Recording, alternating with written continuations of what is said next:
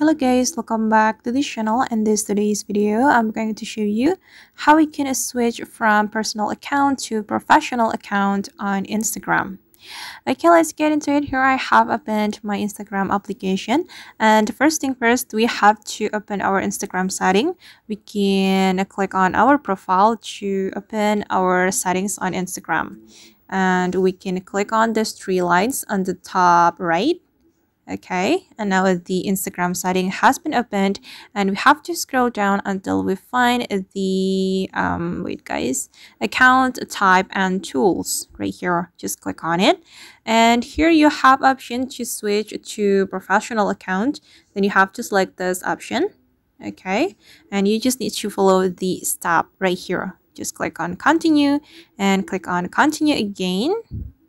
Okay, continue. And here you can select what best describes you, and here I'm just going to pick blogger. Then we can click on done, click on OK, and just wait for a moment. Okay, and here you just need to click on next, and you can set up your professional account right here. Alright guys, and that's how we can switch from a personal account to a professional account on Instagram. I hope this tutorial will be useful for you. Thank you so much for watching, and see you on the next video.